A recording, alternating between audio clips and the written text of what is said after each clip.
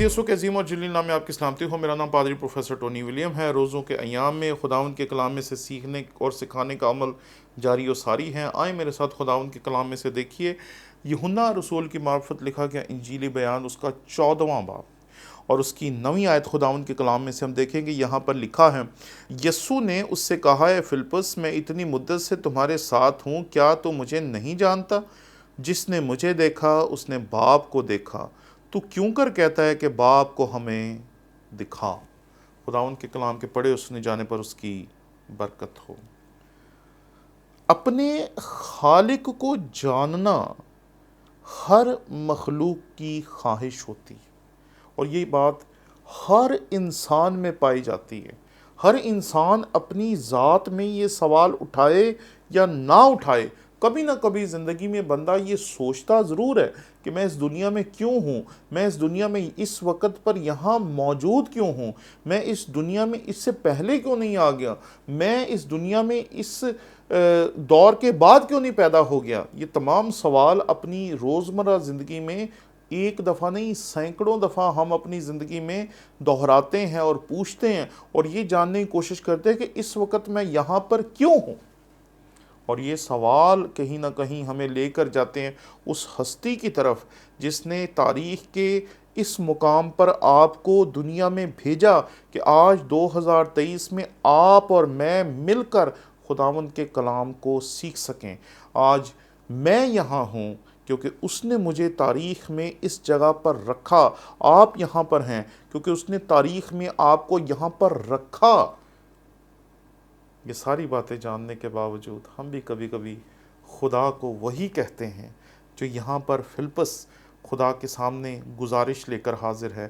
یہ وہی گزارش ہے جو وہ شخص لے کر بھی خداوند کے سامنے حاضر ہوا تھا جس نے خدا سے روبرو باتیں کی تھی، گویا جیسے ایک دوست دوسرے دوست سے باتیں کرتا ہے۔ اور جب موسیٰ نے کہا کہ خداوند مجھے اپنا جلال دکھا، تو خدا نے اسے کہا کہ انسان مجھے دیکھ کر زندہ نہیں رہ سکتا۔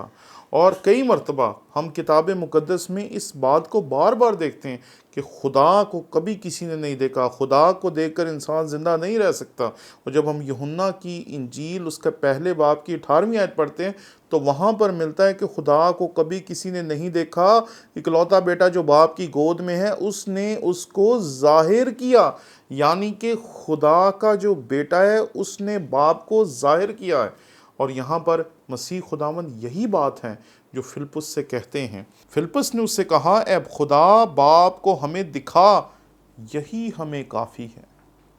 کہ بس باپ کو دکھا دے، اتنا ہی ہمارے لیے کافی ہے۔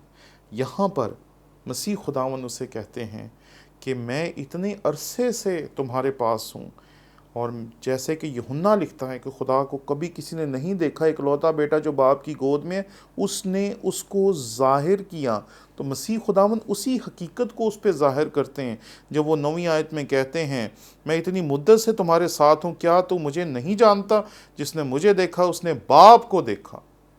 یوحنا کی انجیل پہلا باب 18ویں آیت، جس نے مجھے دیکھا اس نے باپ کو دیکھا۔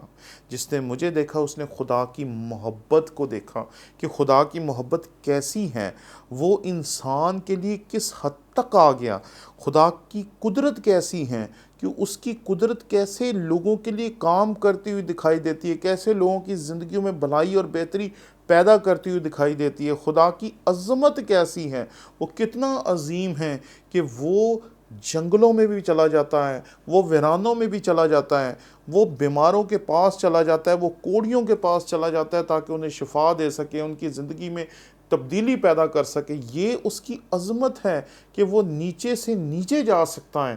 وہ اپنی شاگردوں کے پاؤں دھوتا ہے، اور نہ صرف اپنے شاگردوں کے پاؤں دھوتا ہے، وہ ان شاگردوں کے بھی پاؤں دھوتا ہے جن میں سے ایک نے اس کا انکار کر دیا اور دوسرے نے اس کو فروخت کر دیا، اس کو بیچ دیا۔ یہ اس کی عظمت ہے کہ اس کی حشمت اپنی جگہ۔ وہ جب طوفانوں کو کہتا ہے تھم جاؤ تو ایک لمحے میں تھم جاتے ہیں۔ جب وہ چیزوں کو روک دیتا ہے چیزیں رک جاتی ہے۔ جب وہ پانی کو حکم دیتا ہے تو وہ مے بن جاتے ہیں۔ جب وہ مردوں کو حکم دیتا ہے تو وہ زندہ ہو جاتے ہیں۔ جب وہ نابینوں کے لیے حکم جاری کرتا ہے تو ان کی آنکھیں دیکھنا شروع ہو جاتی ہیں. جب وہ کوڑیوں کے لیے حکم جاری کرتا ہے تو کوڑ ختم ہو جاتا ہے. جب وہ لنگڑوں کو کہتا ہے اٹھ اور چل پھر تو وہ چلنا پھرنا شروع ہو جاتے ہیں. یہ اس کی قدرت ہے. یہ سارا کچھ دیکھنے کے باوجود فلپس کا سوال اپنی جگہ پر ہے کہ ہمیں باپ کو دکھا. مسیح خداوند نے پھر واضح طور پر کہا جس نے مجھے دیکھا اس نے باپ کو دیکھا. مسیح خداوند نے انسانیت کی اوقات بڑھا دی ہے. انسان خدا کو دیکھ نہیں تھے سکتے, سن نہیں تھے سکتے, برداشت نہیں تھے کر سکتے, اس کے ساتھ رفاقت نہیں تھے رکھ سکتے, لیکن اب مسیح یسوع میں اسے چھوا جا سکتا ہے. مسیح یسوع میں اسے دیکھا جا سکتا ہے. مسیح یسوع میں اس کو سنا جا سکتا ہے. مسیح یسوع میں اس کے ساتھ باتیں کی جا سکتی ہیں. اور ہم نے اس کے وسیلے سے خدا کو دیکھا ہے. اور یہاں پر ہم بھی انسان ہوتے ہوئے کبھی کبھی اسی طرح کے گرداب اور اسی طرح کی جو فرق آزمائشیں ان میں گھر جاتے ہیں, اور ہم بھی یہ کہتے ہیں کہ کاش ہم خدا کو دیکھ سکتے ہیں.